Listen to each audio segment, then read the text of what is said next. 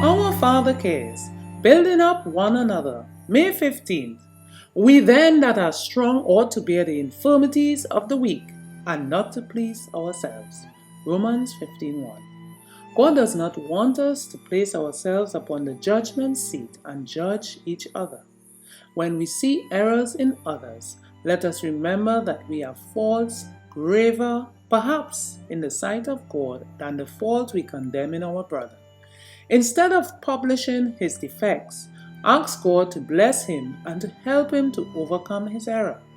Christ will approve of this spirit and action and will open the way for you to speak a word of wisdom that will impart strength and help him who is weak in faith.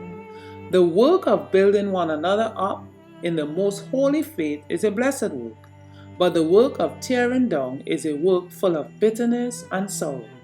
Christ identifies himself with his suffering children, for he says, "Inasmuch as ye have done it unto one of the least of these my brethren, ye have done it unto me."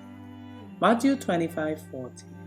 Every heart has its own sorrows and disappointments, and we should seek to lighten one another's burdens by manifesting the love of Jesus to those around us.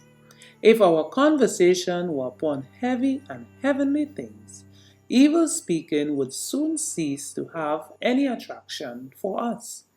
Instead of finding fault with others, let us be critical with ourselves. The question with each one of us should be, is my heart right before God? Will this course of action glorify my Father which is in heaven? If you have cherished a wrong spirit, let it be banished from the soul.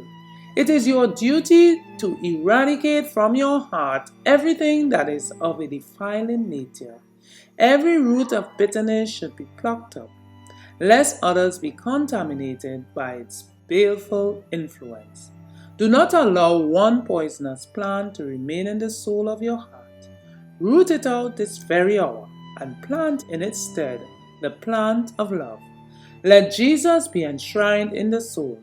Christ is our example. He went about doing good. He lived to bless others. Love beautified and ennobled all his actions, and we are commanded to follow in his steps. That I may know him. 187 from Our Father Cares, page 147.